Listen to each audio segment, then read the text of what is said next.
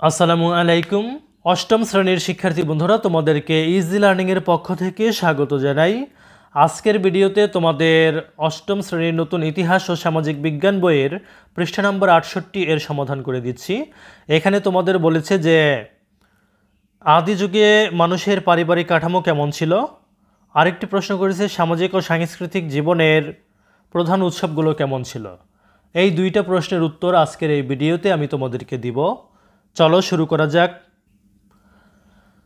আদি যুগে মানুষের পারিবারিক কাঠামো কেমন ছিল? উত্তর: আদিকালে মানুষ যখন চাষাবাদ জানত না, স্থায়ী বসতি ছিল না, তখনও তারা দলবদ্ধ হয়েই শিকার এবং সংগ্রহের কাজ করত। আদিম সেই সমাজকে বলা হয় গোত্রভিত্তিক সমাজ।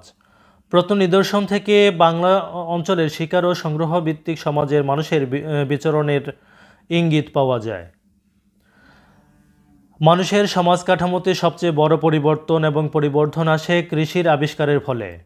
আদি যুগে মানুষের সংখ্যা বৃদ্ধি পেলেই গোত্রগুলো ভেঙে যেত এবং পরস্পর থেকে পৃথক হয়ে যেত, কিন্তু কৃষির আবিষ্কারের ফলে এই ভাঙন থেকে তারা মুক্তি পায় এবং কোনো একটি স্থানে স্থায়ীভাবে বসতি স্থাপন করে চাষের মাধ্যমে নিজেদের খাদ্য উৎপাদন করে জীবন ধারণে সক্ষমতা অর্জন করে।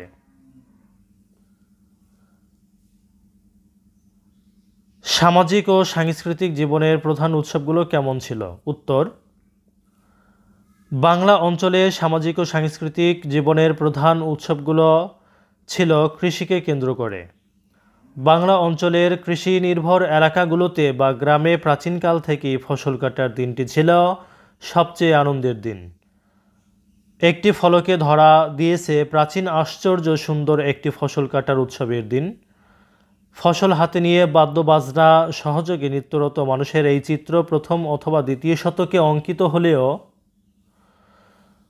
তার মধ্যেই বাংলার কৃষকদের জীবনের একটি শাশ্বত রূপ ধরা পড়েছে। প্রিয় শিক্ষার্থী বন্ধুরা, যদি ভিডিওটি ভালো লাগে অবশ্যই শেয়ার করে দিবে। ধন্যবাদ সবাইকে সাথে থাকার জন্য।